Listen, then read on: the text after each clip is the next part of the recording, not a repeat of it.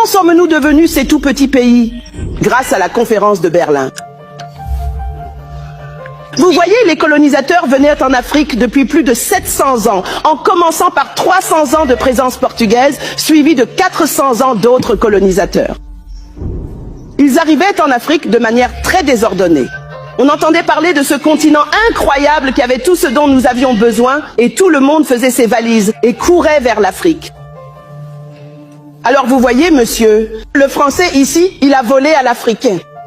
Et voilà que monsieur, l'anglais, arrive à son tour. Il commence à voler au français ce que le français a volé à l'Africain. Et avant que vous ne vous en rendiez compte, voici la Belgique qui vole aux Britanniques ce qu'ils ont volé aux Français. Les Français avaient volé, et avant que vous ne le sachiez, ils se battent entre eux.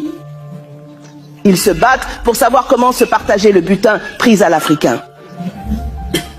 Donc très vite, ils se préparaient à mener une guerre européenne sur le sol africain.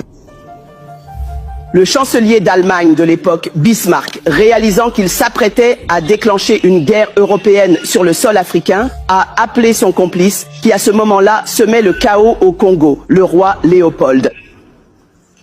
Il a dit, rassemblons tous les colonisateurs, rencontrons-nous à Berlin, en Allemagne, organisons-nous pour pouvoir piller efficacement ces singes. C'est ainsi qu'en 1884, de novembre à février 1885, les colonisateurs se sont réunis à Berlin. Pas pour l'observer. Avec cela, l'Afrique a prospéré. Ils se sont réunis à Berlin pour s'organiser afin de pouvoir piller efficacement l'Africain.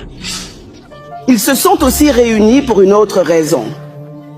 Ils se sont également réunis pour s'organiser afin de s'assurer que l'Afrique et ses enfants soient à jamais vaincus et dominés. Je répète. Il y a 135 ans, ils se sont réunis pour s'organiser, pour veiller à ce que l'Afrique et ses enfants, sur le continent africain et à l'étranger, soient à jamais vaincus et dominés, et pour s'assurer que leur avenir soit sécurisé et prospère. 135 ans plus tard, en 2019, rien n'a changé. La conférence de Berlin nous a donné des pays comme la Gambie, Djibouti, le Burundi, la République d'Afrique du Sud, le Togo, le Lesotho, l'Eswatini, et la liste continue, montrant l'impact durable de cette conférence historique sur la formation des nations africaines modernes. En fait, tous, les pays africains. Et ils ont fait une chose de plus. Ils ont pris tous ces petits pays minuscules.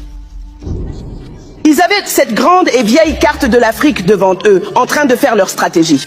Plus les royaumes étaient puissants, plus ils s'entendaient, plus il y avait de pays qui en sortaient, et plus il y avait de langues qui en sortaient. Imaginez-vous en train de conduire depuis la Zambie,